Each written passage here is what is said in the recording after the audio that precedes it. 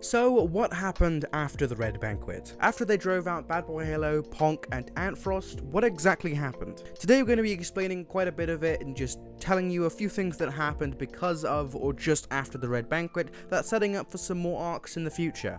And of course, if you're not already subscribed, subscribing would help me out a lot. We're heading to 6k and I want to hit 10k by the end of the year, and it would help me out a lot. So, let's get on with the video, my anomalies. Let's see what happened. First of all, Foolish's death. After dying at the Red Banquet, Foolish was teleported back to his house. However, something was a little bit different. The egg was in his head. Foolish begins to freak out, realizing that he had died, claiming that he was immortal and he shouldn't have died. The egg begins to taunt him. The egg states, "I'm in your mind and I'm in your soul." The egg has planted some sort of seed inside of Foolish. "I have many names, but you have forgotten," which is what the egg said. So it references that the Foolish knows the egg, but has forgotten it somehow. Somehow he lost his memory, and he's no longer the same person as he was before. We also confirm that the egg is an ancient one, even older than Foolish himself. The egg also knows who Foolish truly is, and what he used to be. The egg taunts him by saying, "I know what you keep in there." The egg continues, trying to convince Foolish that he's powerful, but he just doesn't use it for any meaningful, in air quotes, reason.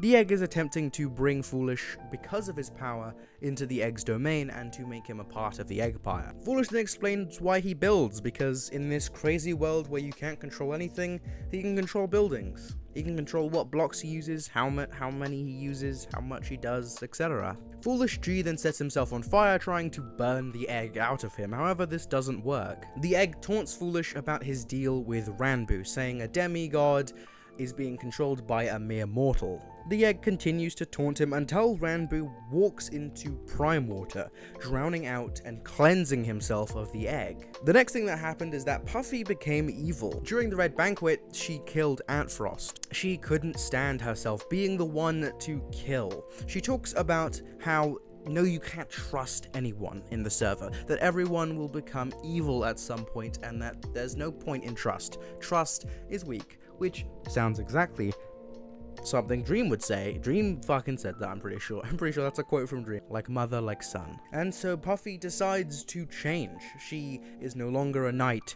She is a villain. Writing in her book, "Don't trust anyone, not even yourself.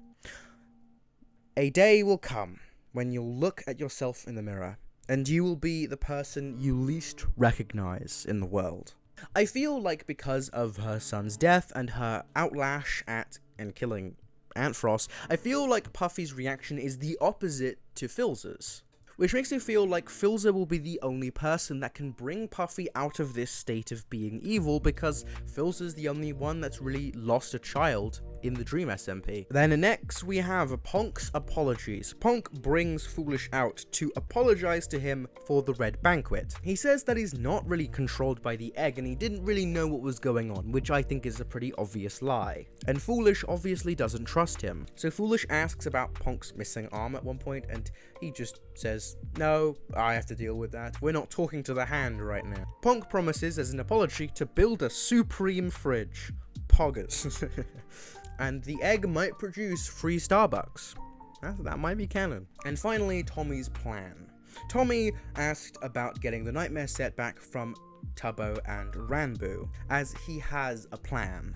He equips the full nightmare set, which I feel like is a little bit more metaphysical and metaphorical in a story sense. I'm gonna go off on a writing tangent here, but I feel like that's quite an important scene, even though it wasn't really given a lot of fanfare, because he just put on the armor of his worst enemy, and he's gonna use it to kill his worst enemy.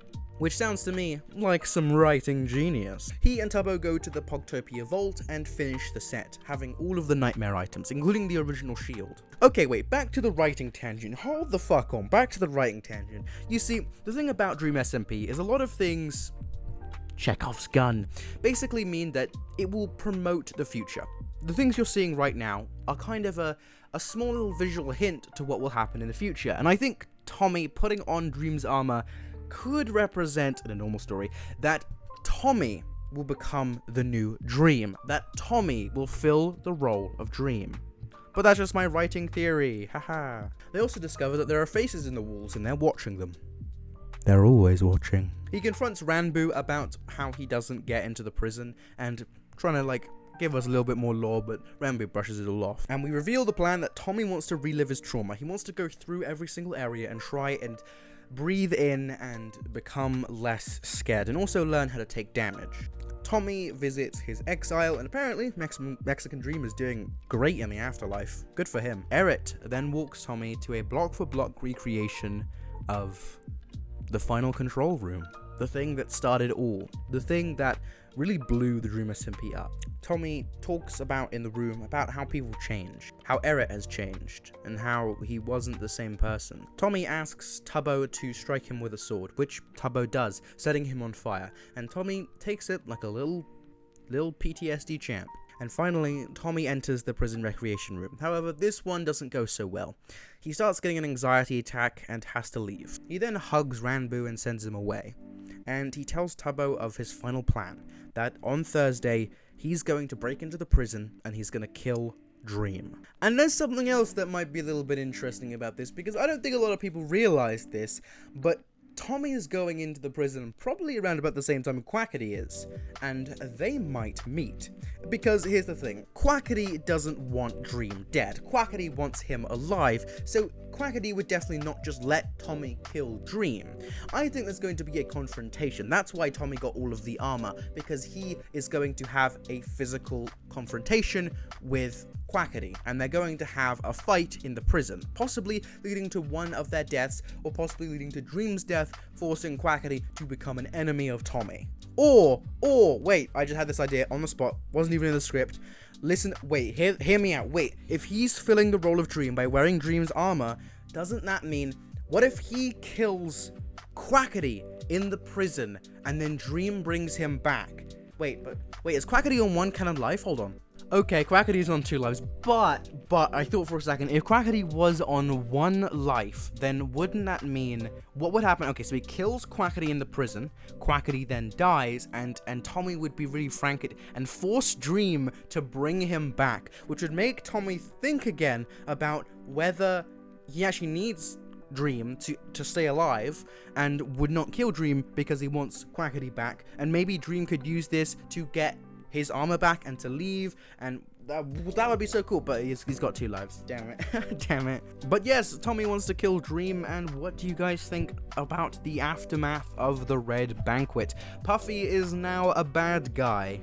Ponk is apologizing, Foolish died, and might have some morality issues, might have some trauma. What do you think will happen next? How do you think the story will progress? It seems like tomorrow, on Thursday, it will be a very, very big stream with possibly Dream's death, so count on me making a video about that tomorrow or the day after, depending.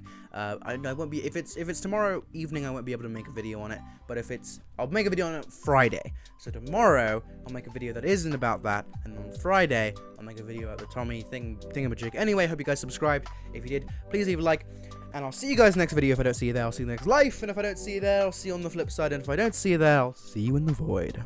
Bye bye, and I hope you enjoy the second video of the day.